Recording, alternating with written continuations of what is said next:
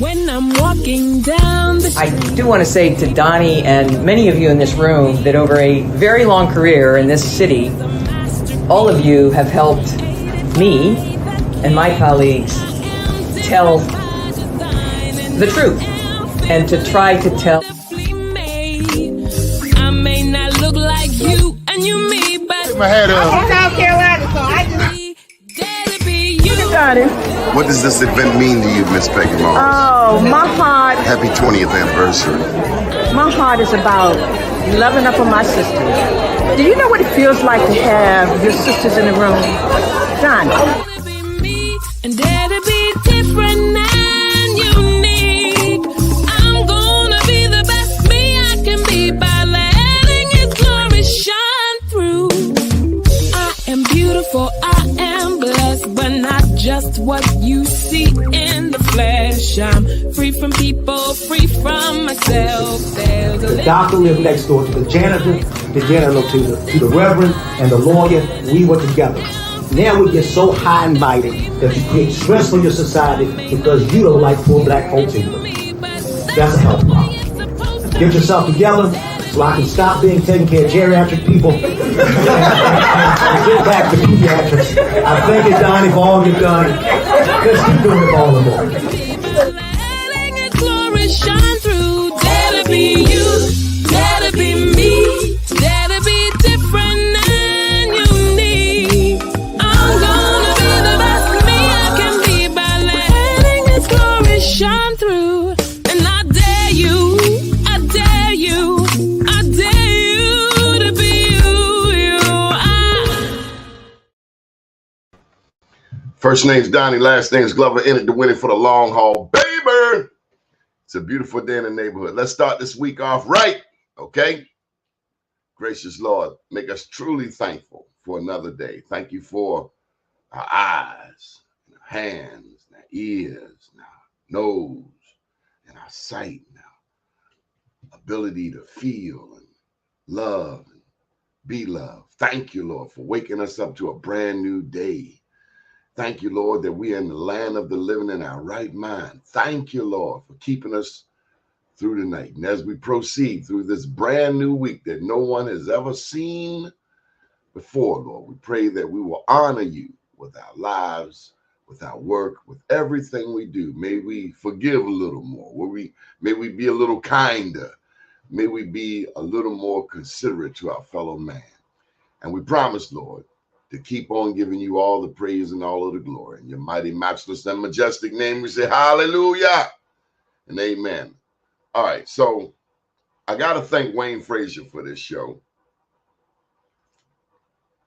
Me and Mr. Frazier have not always agreed on things, but one thing we agree on heavily is black business. So thank you, Mr. Wayne Frazier of the Maryland-Washington Minority Companies Association. One, thank you and Pat for having a wonderful minority business breakfast. And of course, we hate the term minority. We've traveled around the world. We know we ain't no minority to nobody. But in America, our numbers are about 15%. With that said, it is people like Mr. Frazier and people who have gone on, like here in the state of Maryland, here in the city of Baltimore, Arnold Jolivet, Raymond Haysbert, Robert Clay, who made sure that black people, who made sure that there were opportunities for us to have a seat at the table, the business table, like Congressman Perrin J. Mitchell, the 8A program, something you can stay in for 9 years and evolve your business typically into a multi-million-dollar enterprise. But nonetheless, today's guest is Captain Darwin Peguese, and he has a special guest with him. And listen, I won't say he's the only black tugboat captain in America, but he's the only one that I know. So without further ado, let's get on with the captain. Good morning, Captain. How you doing? Good morning, Donnie. How are you today? Good. Who's the young man with you? This is my junior. This is Darwin Jr. How you doing? Hey, Yes, Darwin, how you doing? I'm doing good. How are you doing? Darwin, Can you kill the daylight coming in the shade? Yes. Yeah. Let me get the blind. Yeah, kill the blind. Yes. Your lighting is fine. It's competing with that.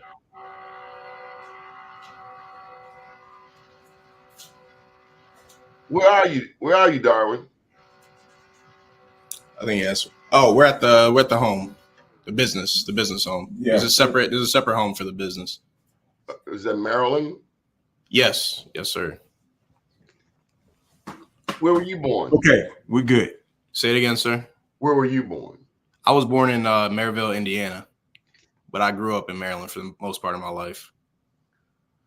Indiana. I've been to Indiana. They big on basketball out there. They are. Yeah, they are. Yep. Yeah. The fifth richest state, if I'm not mistaken. I think they're Republican. Okay. But you like Maryland. Where'd you go to high school? I went to Hammond High School. 4 years at Hammond High School. What county is that? Howard County. Howard County. Okay. Howard County. Yes, sir. That's all right. And presumably you're in the tugboat business too? I am. I'm actually getting time for my captain's license currently. Working on these jobs to get time for my captain's license so I can apply for it. So you would be a tugboat captain a TBCK. Yep. I'm a UK, an Undertaker's kid, but yours is a little longer to say tugboat captain kid. Yep. And you're on your way to being a tugboat captain. To the Darwin Senior, are you the only black tugboat captain in America? No, Donnie. There's been black men that have been tugboat captains here and there. Not common, but there's several that has been down in Louisiana. I think I know of one maybe up in New York, but very scarce.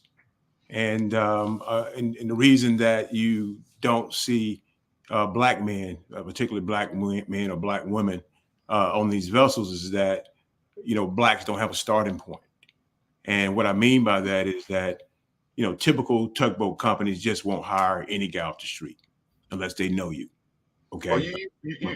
Your answer prompts me to ask you this.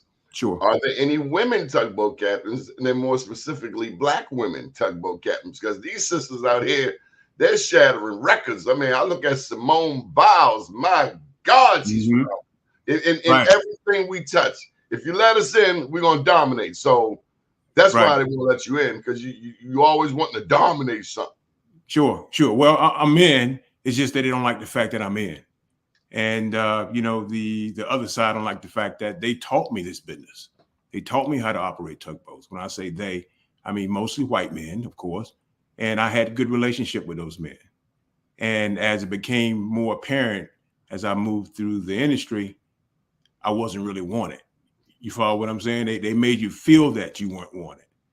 But, with fortitude and a little bit of luck on your side and continuing, you can manage it and make it happen. And I'm sorry. Go ahead, Donnie. I cut you off. Go ahead. Yes, sir. And that was one of the reasons I'm really excited today because I've been able to accomplish something that I've been trying to accomplish for years and haven't been able to do it here in Baltimore.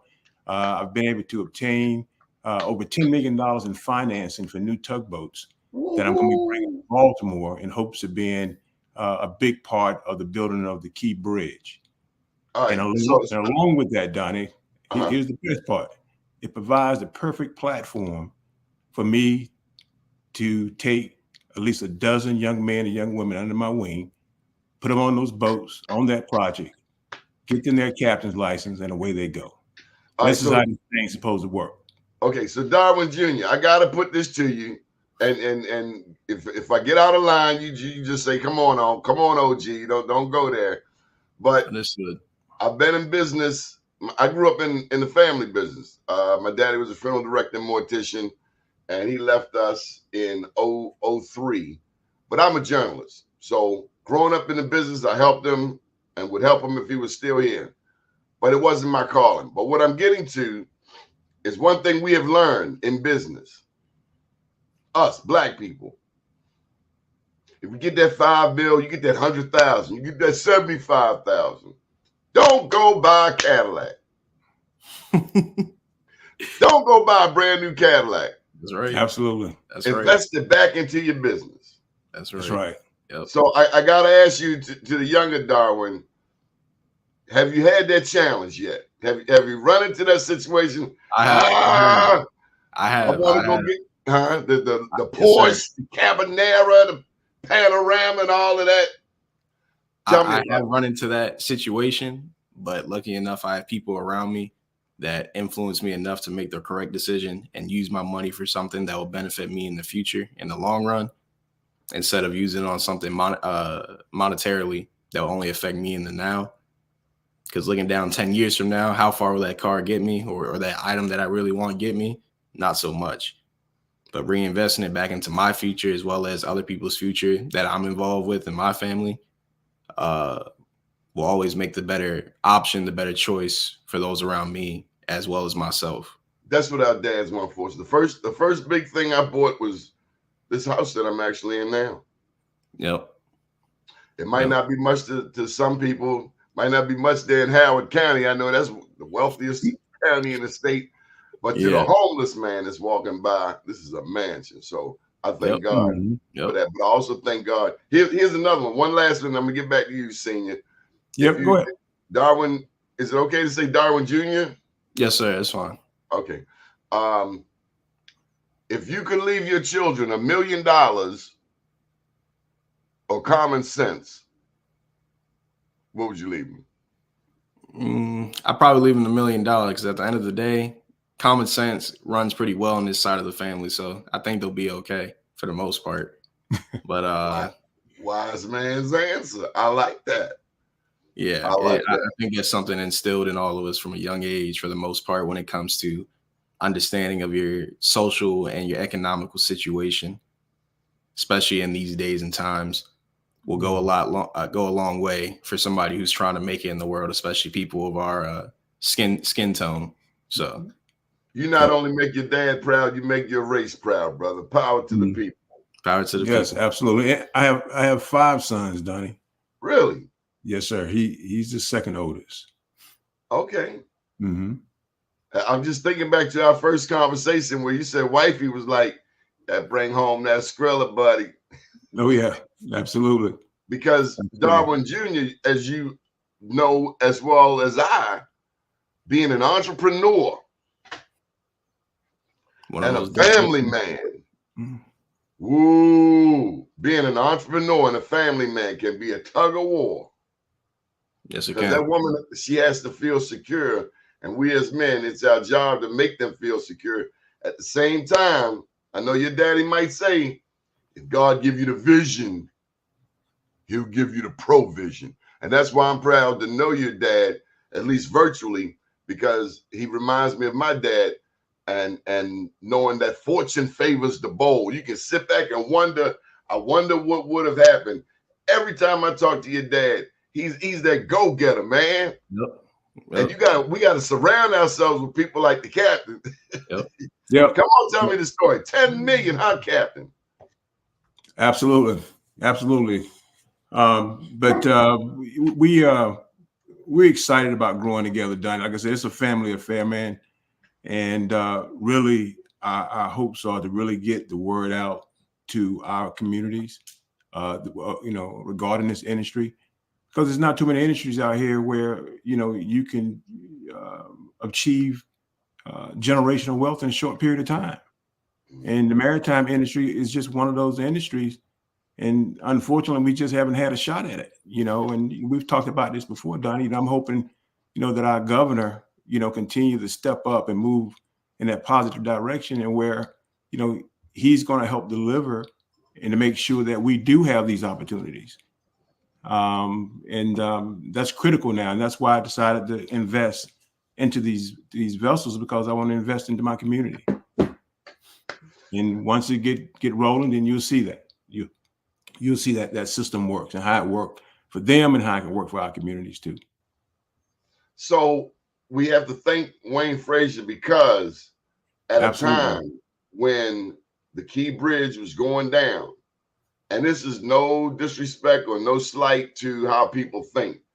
I remember when House Appropriations Chair here in the state of Maryland, Howard Pete Rawlins, when he had just died.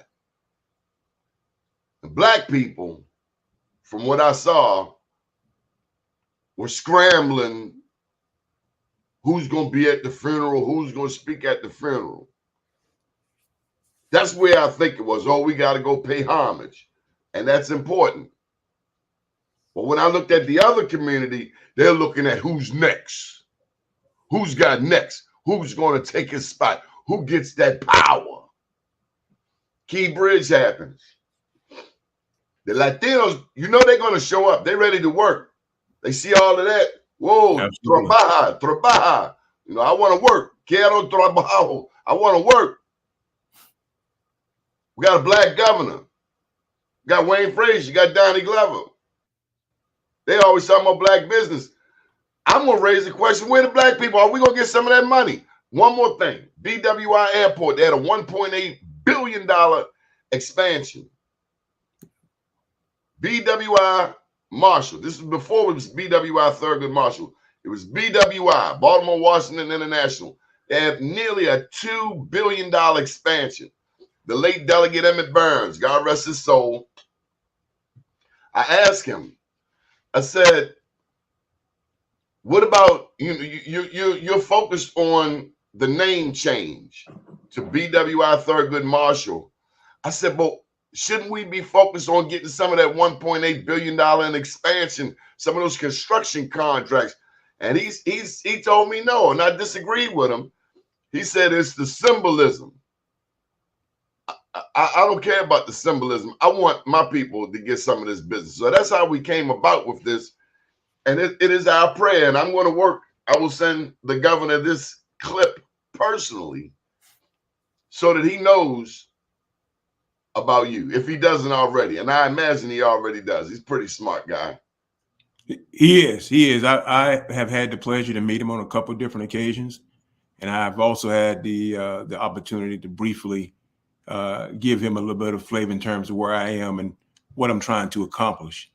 So I don't see any pushback there. I think, the door is wide open. And this is a great time for our communities, Donnie, because, when you think about the previous people that's been incarcerated, they have a tough time, getting out, getting it started, getting back in tune with, with life. This is where the maritime industry really helps, because here's an industry where someone can go from being incarcerated to being afforded an opportunity is going to start them at a minimum of $60,000 or $70,000 a year.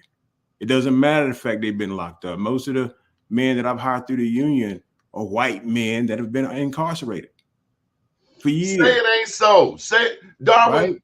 Darwin Jr., do you know the numbers about black men in prison, right? I do. America represents 5% of the world's population, but America has 25% of the incarcerated persons in the world. This country incarcerates at a higher rate, such that we have as many people, if not more, than China, a country 5-6 times. They 1.5 billion people. We're only 400 million, less than a third of China. And 35% of the people in our prisons look like the three of us. That is correct. Sadly, I've had interviews on this show where I've asked the person on the other end, how many generations in one family have you seen in prison before? 3 grandfather, fathers, and grandson, all in the same penal institution. We've got to reverse that. Absolutely. What do you think about that, Darwin? Well, as I mentioned, this is what I do for a living. And as I mentioned, throughout my entire 38 years in the marine industry, I always recognized there was a problem. It's just that I couldn't do anything about it. I had expected the number of men and women that have gone through these maritime academies. They get a free education. They go to school for 4 years, come out, they serve the military. I thought those were the folks that were somehow was going to figure out a way to turn this thing around and recognize the inequalities that's out here. The fact that black men can't get jobs on these type of well-paying jobs, and try to make a move, whether it's owning a business or what have you. But instead, we've had a situation where people that have been blessed to get those free educations have enriched themselves. Self-enrichment, which is nothing wrong with that, but you have to look out for your community at some point and make sure you can give back.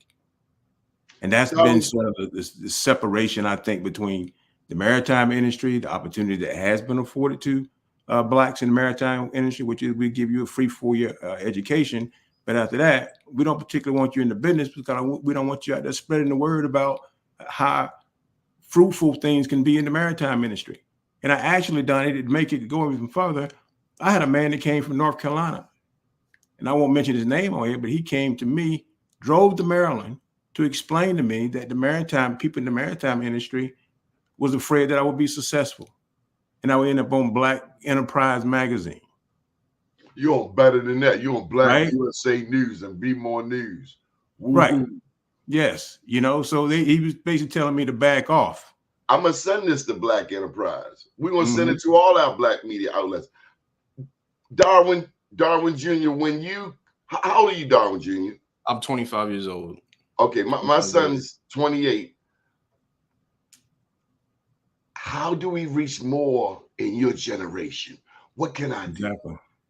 I think that starts with, once again, the community having an understanding of where not only our kids are at, but our parents are at in the space to be able to explain to those who haven't been afforded the opportunity, like me, to have a father who's in said industry. Making the attempt actually fruitful to have these kids understand that there's more ways outside of sports or entertainment, rapping, just anything related to social media. There are options out here that not only can help enrich your life, but those around you, to a point where you will no longer have to struggle in the same capacity as those in generations prior. And listen to this, Donnie.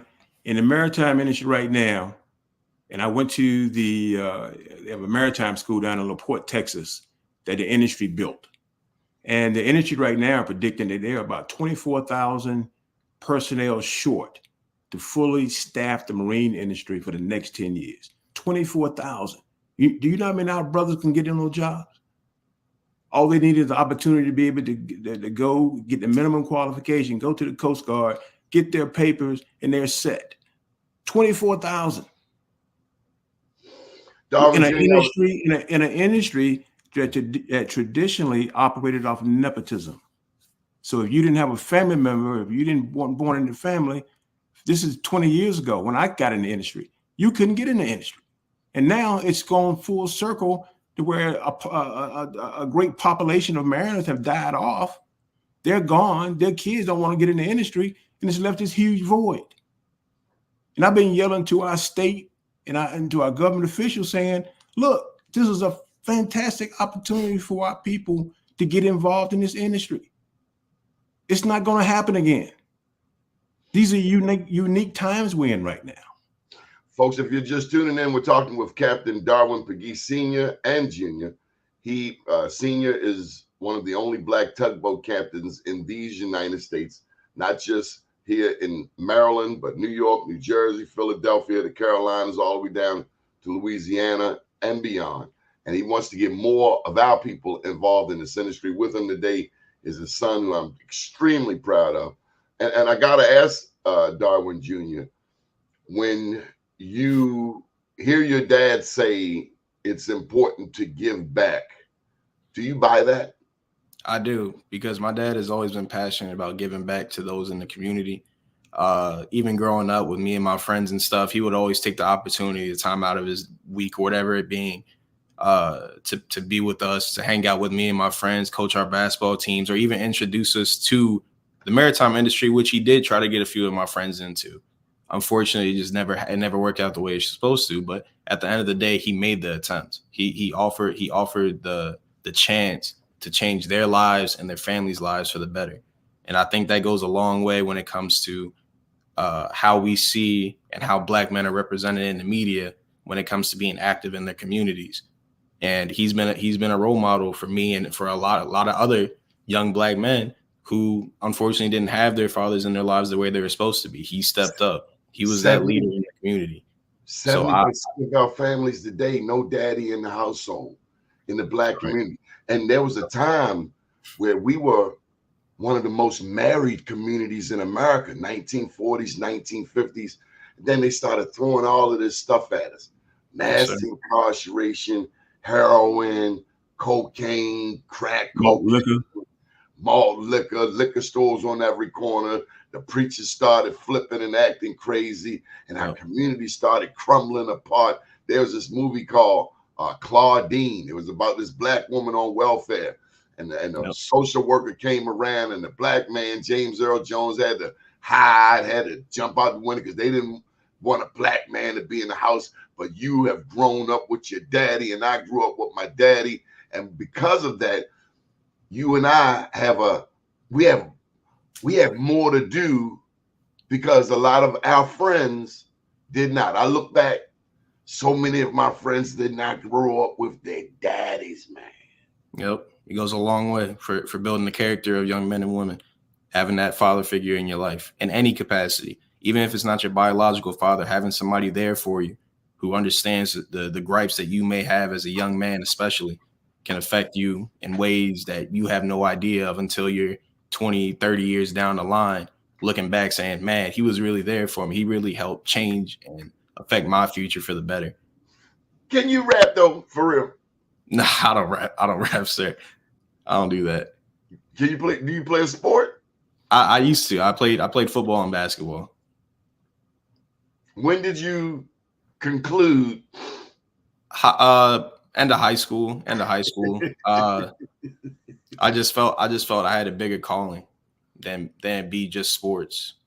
I felt like I can make a difference in my community in ways that you only read about in books. I just wanted to do something that I felt would have a much more resounding effect in the people around me and the people in my community and the people in my life. I read this book when I was 15, Autobiography of Malcolm X. Yep. I read it in like 3 days. And this man said that entertainers are not our leaders. Your dad is one of our leaders. That is correct. I love my rap. I love some J. Cole, love some Kendrick Lamar, love some DMX and some Jay. And I love my athletes. Yep. But we need thinkers. And I'm not saying they're not thinkers. I'm saying off the break, straight out of the crib, we need leaders and thinkers. So if they ever do make it to the White House or to the State House, then they have a love for Black people that wherever they go, people will know. So Darwin Sr., how were you so successful in sharing and pouring into your son? Hey, Doni, just living life, man, keeping it real, you know. Failures are failures and success is success. My son have seen me hit rock bottom before, and he's seen me at the top. It's been like a up and down thing, you know what I'm saying? But it haven't wavered our commitment to continue to move forward. In fact, in this industry that I'm in, if I had not failed, I wouldn't be sitting here today. So failure plays a big part in me sitting here today. What do you mean? Well, the lessons that you learn from failure are not pre-rehearsed. It's not part of a book. It's not something that's supposed to happen. You're in an industry where you take every day as it comes, and every day is different because the seas are different, the winds are different, all the elements that's going to make you successful at your job.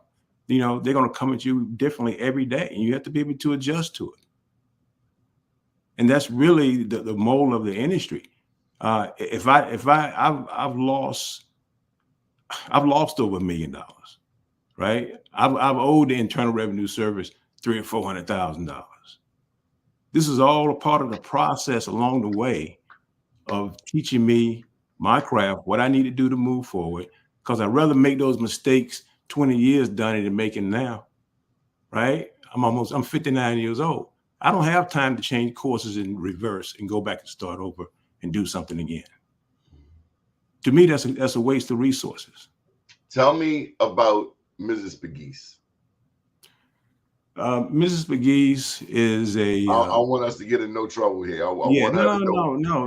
Hey, I keep it real. She's a Midwestern, Gary, Indiana. Gary, Indiana. Right. And I met my wife. Doni. You won't believe this one. I was working for Donald Trump. Donald Trump hired me as the first Black ship captain on the casino ships up in the Chicago area. Yes, sir. I worked for him for 5 years. Left that job, went to New York, worked in 9/11 for several months. We were towing the debris from Manhattan right after the Trade Center, taking it down to Staten Island, dumping it, coming back. I did that for several months. I left my family in Indiana, came to New York, did that for a while, stayed at YMCA, I think, behind Trump Towers in New York. And after that, I came back to Maryland, hoping I was going to become a river pilot here with the Maryland Bay Pilots. Those are the guys that guide the big ships in and out of the port. And I was unsuccessful in getting that job. And you could probably guess why. You know, there's been one black man in that organization since their existence. So I'm hoping to improve and get young folks involved. And there are great people over there with that Pilots Association, for example, but they just don't have the qualified candidates. So I'm going to work with them to try to help develop the right candidates for those jobs as well. But what I was saying is that, you know, because I had this skill set, after I wasn't selected to become a pilot, whether it was here or Galveston, Texas, or a number of the other places that I did apply for, it just shows that God has a plan for you, Donnie. Because with those jobs, normally when you turn 40, you can forget it. You probably won't get into the organization because you don't have enough time to put in. But what I did was I went to the U.S. Army Corps of Engineers in Baltimore. I gave them my skill sets and they looked at it. A week later, Donnie, I had a $4 million sole source contract. And that's when I realized I have something special here. This can make a difference. What year was that? People's lives. What year was that? Let's see. 06. 06? Yeah, about 05, I guess. 06, yeah. 05, 2000. No, that was doing right after 9/11. So around 2002, I moved my family from Gary, from Indiana, to Columbia because I was familiar with the area. I have family that lives in Ellicott City and in Catonsville. So I was familiar with the area and I was familiar with the people. So I moved my family here and I said, what a great community to have a chance to raise my 5 sons. So we packed up and we moved here, and that was around 2002. And I've been back here ever since. And prior to that, Donnie, I traveled around the world, different countries, working for different shipping companies, North Africa, Singapore, Morocco, you know, just all over, just having a wonderful time working and traveling. I got a question for you, because I'm a bit of a fan of the water. My granddaddy, I told you on my mama's side, he was from Puerto Rico. Mm-hmm. And then in my second book, I'm working on the third. Y'all got to get that book out there. I Am Black Wall Street. I look at the history of how those first black people got to Oklahoma. They came out of Florida. And as I was researching Florida, I found out that there were black pirates. They only show us Johnny Depp, the Pirates of the Caribbean, but don't you be fooled. You best believe there were black pirates. Were there black pirates? Is a Pope Catholic? Of course there were. Down in Florida, his name was Black Caesar, worth $6 or $7 million. I ain't gonna tell him too much because I do want him to buy the book. But what I'm getting to is, have you ever seen any pirates? I have not. Thank God. No pirates. No pirates. The first country I went to in Ethiopia was the first country I went to in Africa was Ethiopia. And I know over there in East Africa, in the Horn, they don't play. Oh yeah, yeah, Somalia. Yeah, they got some bad guys over there. Yeah, Somali for sure. Somali pirates. Yeah. One of the ships that were hijacked over there was a ship that I have served on before. That used to run from different places carrying grain, like Jordan, North Africa, you know, in very dangerous areas of the world where you're always subject to being, you know, vandalized by pirates or hijacked or things of that sort. I don't know how many of us are aware, but when you look at that Gaza Strip and Golan Heights, yes, right now, that thing over there ain't just about. That thing is about money. Yep. The Gaza Strip, the Palestinians, Israel, that thing about money, because there was a Suez Canal there. And the pirates took over the Suez Canal. They said, oh, y'all beating us on the land. We're going out here to the water. And they strapped. Yep. So now the ships got to go all the way around from the east of Africa to the south, all the way to the west. And that's time and that's money. And it's money. It's raising the costs. this Key Bridge thing go down. So where does that leave you? Well, what it leaves me right now, I wasn't a part of the cleanup efforts. I had a lot of folks call and say, hey, why aren't you out there? Why don't you have any work? Well, I understand that there's a lot of work out there and there's a lot of skills and stuff that does apply to what's going on. But in terms of my company, I don't have that massive type of equipment, so that was a situation where I had to kind of step back. But once they started construction of the actual bridge, now that's a whole different ballgame. That's where we expect to put our equipment to work. That's where we expect to be engaged in moving barges with material. We get engaged with shuffling crew to and from the job site, safety boats, things of that sort, all the things that we know that they're going to need there once they start the construction of phase 1 and 2. And I know the RFP is due this month. So I've never seen a proposal move this quickly. So they're expected to be started here sometime this fall by having it awarded. And we expect to be a part of that. Is that true, Captain? If suppose the governor knew about you before this Key Bridge collapse, and he did. Could they have brought? Huh? Yes. Yeah. They could have. I mean, that's the right thing I think to do. I mean, I'm the black governor, and I'm not slighting him. We want to enlighten him. But if he knew about you, and I imagine those first contracts were sole source also. Yeah, through the Navy, through the U.S. Navy, I believe. No bid contracts. Right. Because people were working immediately. Yes. I know there was something you could do with 40 years experience. My God. Yeah. There was definitely work out that I could do, Doni, and I did reach out to a couple of companies that I know that are out there now. And calling the governor on his phone. Yeah. Right. That's what I'm talking about. Picking up. Hey, Governor Westmore, my name's Captain Darwin Peguese Sr., and I'm probably the only black tugboat captain here in Maryland. Yeah. Can you take some business that way?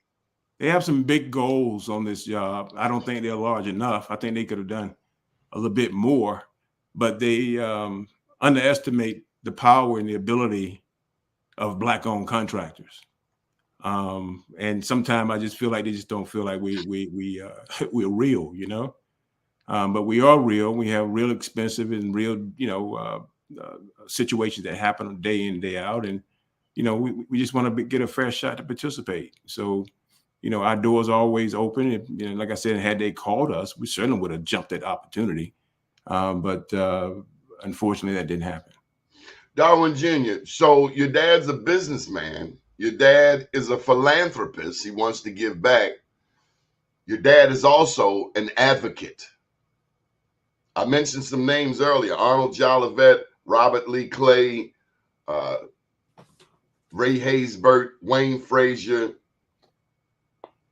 We not only have to be good at what we do, but we got to be able to call the governor, the president, and anybody else with the ability to make those decisions and push them. Because if we are 30% of the state, my thought is we should be getting 30% of the business. But they're going to come back and say, oh, you're not qualified. Oh, you don't have this. Oh, you don't have that. When we see other people of other complexions, just walk right on in the door. Yep. They just walk right on in the door. They get the phone call, and then they call their cousin, and their cousin call their cousins. And next thing you know, you see all these people, and like your dad said, they got criminal records. Yep. And everything. But you, hold up, check his ID, check his background, check his run his rap sheet. See if he has a criminal background. Looking for anything to disqualify you. So my question to you, Darwin Jr., how's it going to feel when you're the only black man in the room, only black person in the room at the business table? I got to take it in stride. That's the only thing I can do. Keep my head high. But let me just interject on that a little bit, Don, if you don't mind. Is that one thing that I tell him, and I tell any black man that has any interest in being in this industry? Number one, you got to have some thick skin. Number two, you have to really understand that you're working with a class of people that are from the right or the far right. That's just the way it's nothing you're going to do to change that. Okay. And there may be times, and there will be times where things are going to be said inappropriate. You have to be able to digest that and be able to deal with that appropriately, and not in a manner where you have to get hostile about it. And I've seen that. Let's go to that situation. The time you're sitting at the table. Yep. And these were far right white people. Oh yeah. And the white man used the N-word in your presence. And tell us how you dealt with that, and why my initial thought to swing on him and bang him in his mouth, why that wasn't the route you chose. You chose a wiser, more profitable approach. Tell them what you did.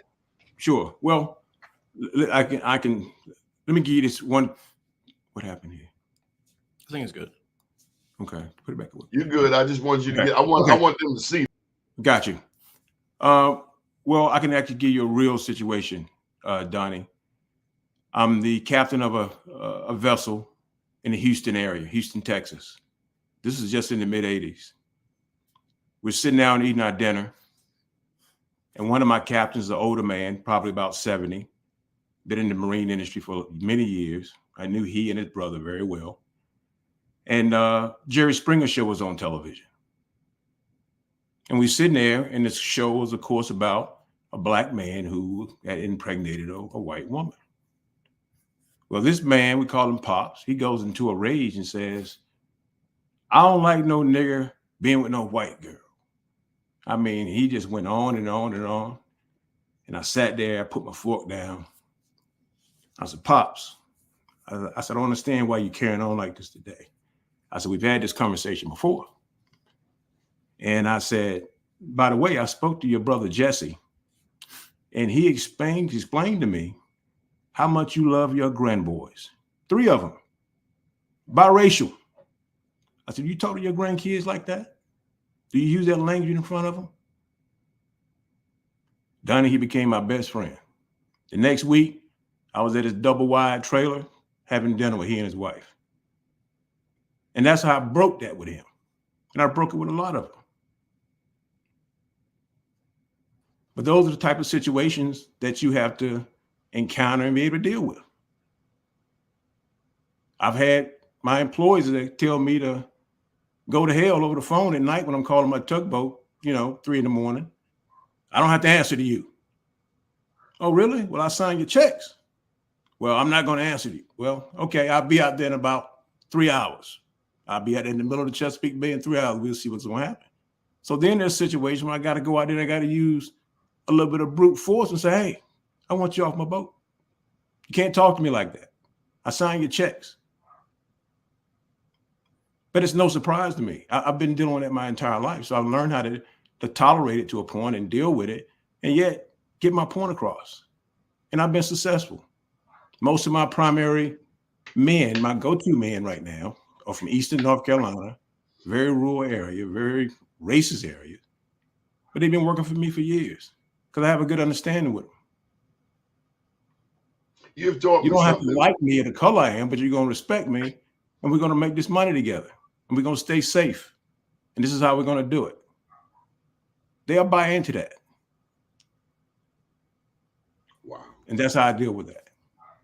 Darwin Jr., I'm from Baltimore. They fighting words.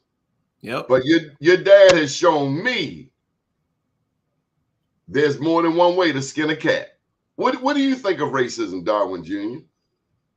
I think it's a very nuanced situation in today's climate for the United States, especially. There's a lot of usage of the word race when it comes to how we see it and how it affects us as people. But at the end of the day, there's only so much you can do to affect another person and get them to stop being the way they are. as my dad said, you have to understand how to navigate certain climates and certain areas to be successful. Because you can't help your people while also being unable to support your people, if that makes sense. So I think the way you have to handle certain groups of people in this country, you have to accept the reality that they have the power, they have the wealth, they have the ability to affect the country in ways in which you can't, especially as a Black person in America. So understanding how that works will go a long way in benefiting you and the community to do better for those in the future. All right, I'm gonna test your wisdom here. Are we victims or are we victors? Both. Because we were the victims of the slave trade, the transatlantic slave trade. We were the victims of systematic oppression, be it. Are you talking about? You talking about you, or are you talking about our ancestors? I think we're talking about both. We can talk about both because at the same time, our ancestors struggled in ways that we cannot fathom, as well as we struggle in ways our ancestors would never fathom. The systematic destruction of the Black household, like we were talking about earlier. But at the same time, we've also made great strides in this country to make it easier for people of my complexion and my age group, as well as my father's legacy, and to make it into where this country has the ability to truly affect change, not just here in the US, but worldwide for people of our skin complexion. So once again, just your viewpoint. See, that's a question I have for you. Have you met Black tugboat captains from other countries? I have not. What? No. Man, the world is what, 3/4 water? Sure. Yeah. Man, we gotta get this program in French and Spanish. well, you know what, Donnie? Odd enough, you know, countries like Africa, and we use South Africa for example.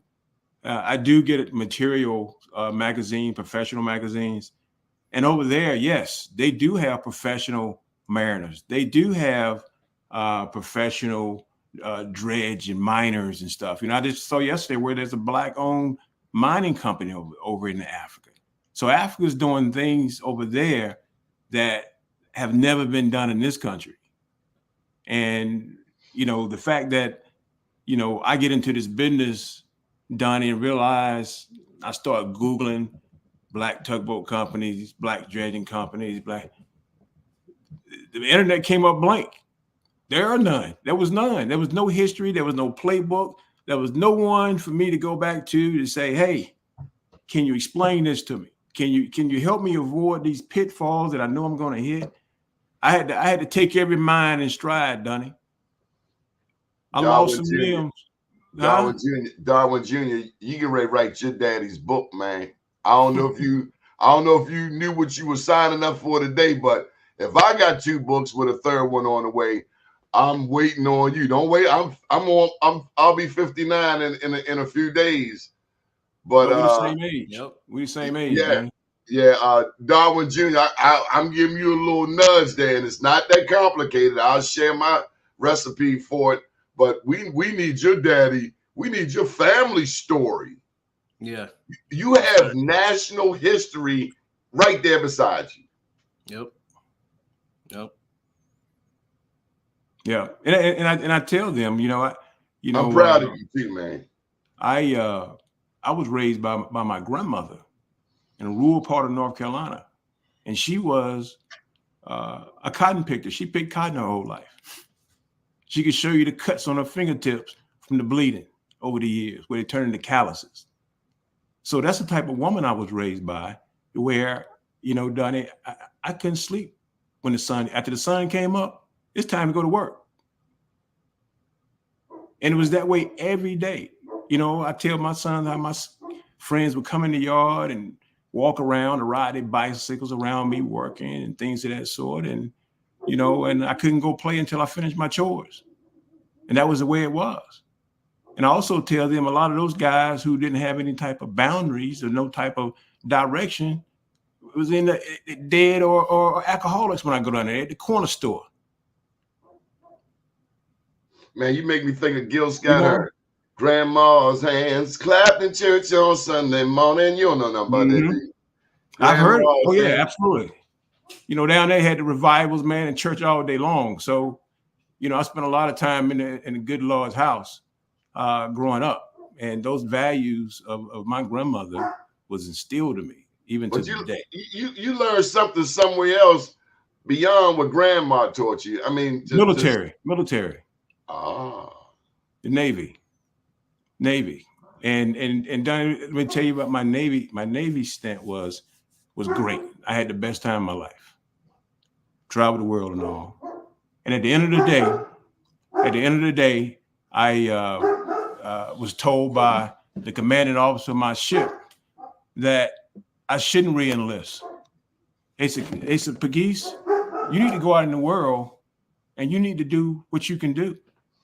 He said, I don't think this man Navy is quite where you want to be because you tend to do things on your own the way you want to do it. And I took their advice. You know, I got out. Is that a German Shepherd? Yeah. Handle. Yeah, we need to put her away. Give me a second, Donnie. We're going to put her away. That is a Shepherd? Yes, it is. Man, I love Shepherds. I got one right here, Wise Men. Okay. Yeah. Mine is 7 years old. Yeah, we got a 15-year-old over here. 15? 15, yes, sir. Oh, wow. Good. Yes, Good. Sir. I'm so proud of you, man. I'm proud of you and your sons and your family because you're speaking life over us. So for all of the Black elected officials and all of the elected officials around America who may see this video, what is it you want them to know? Well, what I want them to know is that people that look like me is capable and ready to be able to put ourselves in position to help our communities, number one. Number two, it's important that that people know that this industry doesn't require, folks with college degrees. You know, these are jobs for everyday people. These are opportunities that really fit in line with people that's been previously incarcerated. And not only do I look at the opportunities I can provide, I look at the other resources I have through the unions and the labor unions that are just begging for someone with common sense to come to the table and to be able to help put together sort of a plan that will at least address those individuals that have been incarcerated, because for them, they get out, they have kids they can't take care of, they have kids they want to take care of. And I'm sure most of the men that are incarcerated never wanted to be there. And I'm sure most of them are good people. How do we want people to get in touch with you? Because there's a bunch of people who want to reach you. Yes. Well, I just put my number out there. Give me 1 second, Don. I'm going to put a number out here where I can be reached. And you can leave a message there, because I am going to start accumulating individuals' names that are interested in working in the maritime industry. I'm going to start a list there to put together a training program. And as I mentioned, this bridge work is going to start sooner than later. And if I can get me a dozen young men that really want to accelerate and want to learn a trade that's going to take care of them for the rest of their life, I'm their guy. If there's someone that can listen and follow directions, they're my guy. So we're going to be kicking this out. We're going to reach out to Mayor Scott's office, and hopefully we can get some type of resources to start a training program as quickly as we can. We know there's enough vacancies in Baltimore, for these young men and young women. And I don't want to limit it to just men. I'm saying young women as well. They need to get out there and get to it, learn the trade. Man, I watched some Latinos over the past 2 months across the street from me here on Carlton Avenue rebuild the house. And they had women workers. And Darwin Jr., let me tell you, them women work as hard as the men. Yep. I've never seen women work so hard in my life with my own eyes. I'm like, they picking up rocks, they backing up trucks, they moving trailers, they carrying heaps of trash. Mm-hmm. Don't underestimate the power of a woman. All right, Captain, we got a phone number? Yes, sir. I'm trying to get that second Okay. number here. DJ from that second phone. Oh, Should we? Give me 1 second, Donnie. I'm not as handy with these phones, man. I'm really outgunned here with this iPhone 15 or whatever they got me. You in the game, though, buddy. Yeah. Give me that number. okay. I have the number ready for you when you're ready. Yes, sir. All right. That's 410 410 852 852 0579. May this phone number blow up and become world famous, sir. Right. And the website too. The site's down for right now, but it should be up here by the next couple of days. Yep. That site is www.blackjack. black, and then it's dash jack. No.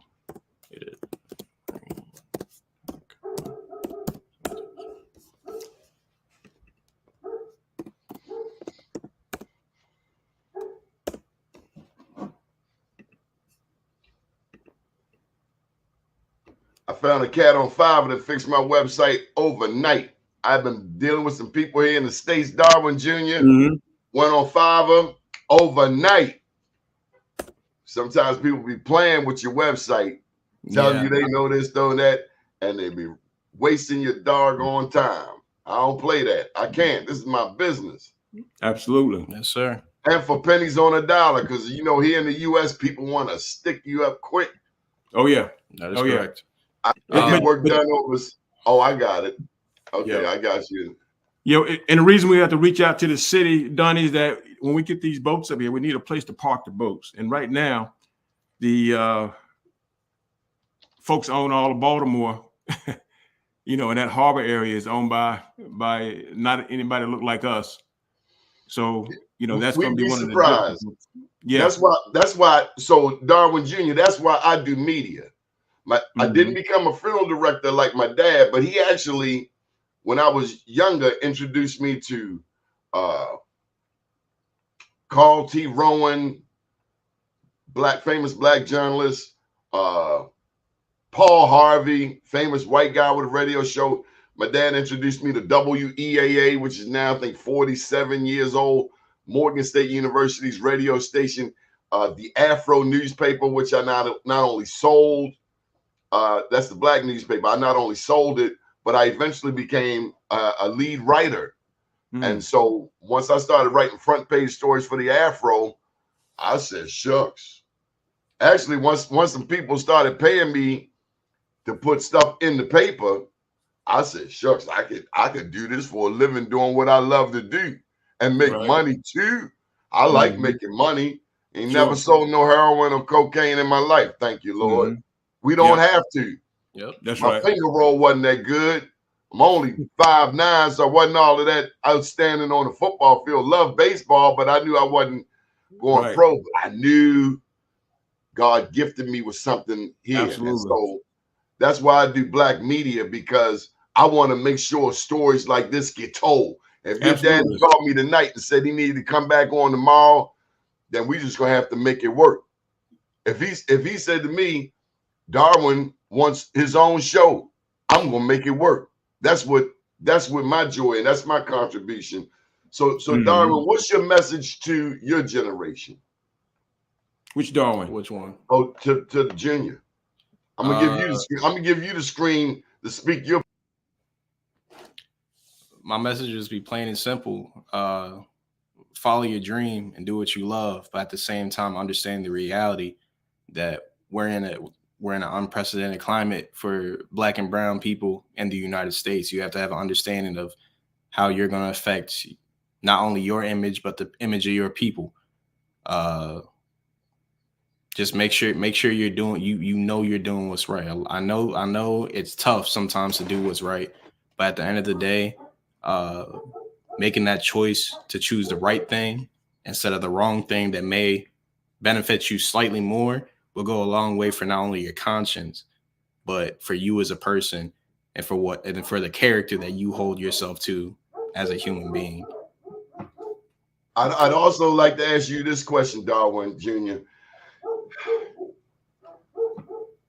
How does it feel to be on this mission where you're going to be the only Black person in the room? What's your advice to the rest of us? It's not something we're not used to. I'll say that. We're the most resilient people. We're the strongest people. And we have to make sure we keep that image up and keep the legacy of what our forefathers have done for us, striving and going for those in the future generations. Just make sure that you, like I said, doing the right thing is the hardest thing in the world to do, especially when everybody in the room's calling you crazy. But when you do it, it's a sense of joy that you never feel in any other capacity. You feel at peace. I was in East Baltimore as a kid. My dad, we lived above the funeral home, man. Them kids over in East Baltimore used to tease me, man. Yep. But I had a friend over there, still got him, Black Stevie. Me and Black Stevie used to lock him in the morgue. They wouldn't mess with me no more. But my dad, I came to realize he had an important job. He had been serving families for generations.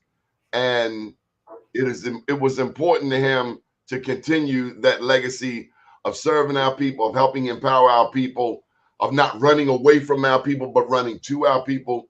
So I'm so proud of you. And you make all of my friends over here proud. I'm looking at their comments.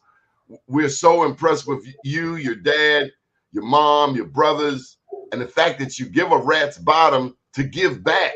You know how many of us, man, we get to Howard County, ain't no looking back now. I done seen some part of Howard County. It's a little rough. I was in one part of Howard County. I was like, whoa, this looked like up the way. Yep. Yeah. Giving back is a blessing unlike any other. Being in a position to be able to give back to those who are less fortunate is one of the greatest joys you can have as a person, because it brings you full circle. It brings you whole. So yeah. Well, and Donnie, you know, one thing I've stressed it to my sons all their life is that, you know, whenever you embark on something, you know, don't quit when it get tough, because when you start over, you're just starting your learning curve in life back over again. So every time you start and quit anything, you're wasting time, basically, is what I'm trying to say. Because when I got into the maritime industry, I stuck with it. And I stuck with it because I knew in order to be the very best in what I do, I got to spend time in that industry. And because it get tough sometimes doesn't mean I need to pack it up and go figure out something else to do. Life just doesn't work like that. And, you know, and I've taught, you know, my kids that and have hope that they haven't taken that notion and want to quit and start over, because when things get tough, you know, it's time to run away. And Darwin Jr., if you let that special person into your life, you gotta make sure they ain't just there for the Skrilla. They ain't just Absolutely. there for the Lucci, that they really got your back. Absolutely. Anybody can be there for the loot. You gotta go check on those dogs, man. Okay. Usually mine.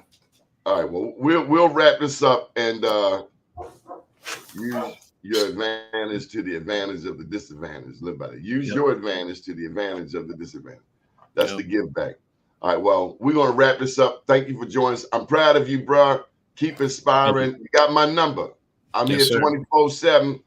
And Captain, why don't you go ahead and give the final word in case the governor or president, I'm actually headed to the White House today.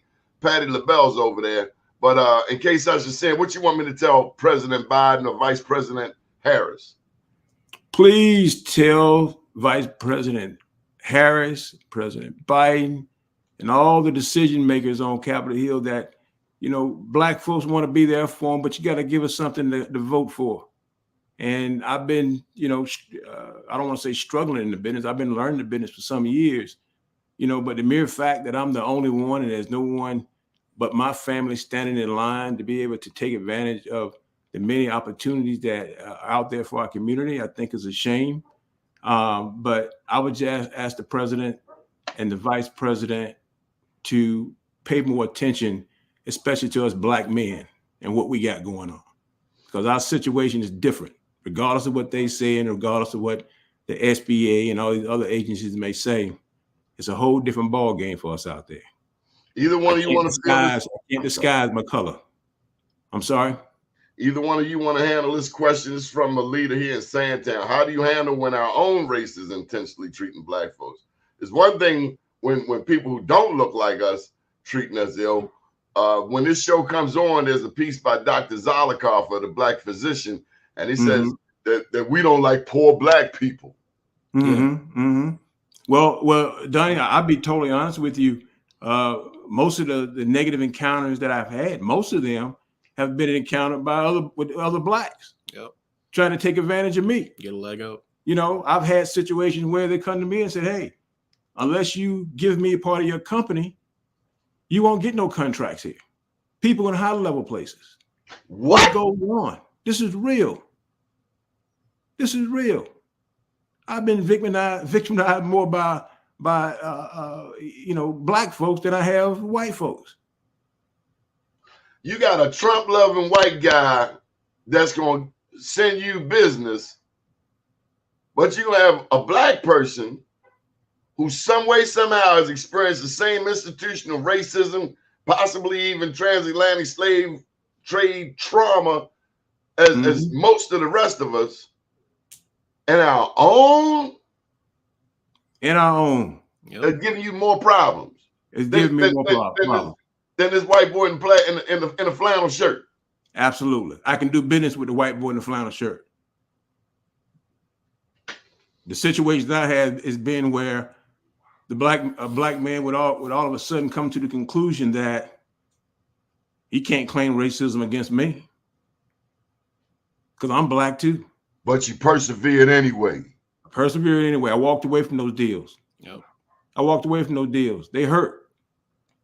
You got a large family to feed and you got to deal with this crap out here. You think I haven't dealt with it with this news website? I got Republicans that will spend money with me quicker than black Democrats in a 9-to-1 Democratic city and a 2-to-1 Democratic state. Yep, absolutely. And I feel the exact same way, Donnie. I feel the same way. I try not to feel that way because I don't want to believe that that's the situation, but it's called pedagogy of the oppressed. People have been beat up and dogged so many times that once they finally get in the position, they end up acting like the same one who oppressed them. They become that which they despise. Yes, absolutely. That's absolutely. Yep. And it's not just in black people. No, it's not. In all people. You down there in Howard County, you got a lot of Koreans down there. People, we make assumptions about the Korean community. All of those merchants that make money in Baltimore, they live out in Howard County. But I've seen how they do their own. You be that new Korean that come across that water. See how long you be down there in that corner store on Pennsylvania Avenue in the bottom of the bottom where nobody want to go, where they popping caps all day long. Oh yeah. White people the same way. Rich white people don't like poor white people. No. But poor white people will support Trump even though they voting against their own interests. Yes. That's how insidious racism is. Oh yeah. And actually, I live in Catonsville off Winners Lane. I used to live in Columbia, but I had a situation where there was a Korean man that owned a dredging company, goes out and mines sand, and he got into this business, had all the money in the world, bought brand new equipment and all, only what I had dreamed of. He went into business and quickly went out of business because he failed at the job. And I went to him and said, Mr. I ain't gonna call his name. I said, but I can help you. I can help you salvage your business. I can help you save this contract with the Corps engineer that's you failing on. I can help you with all this. Just work with me. We work together. He said, I don't think that's going to ever happen.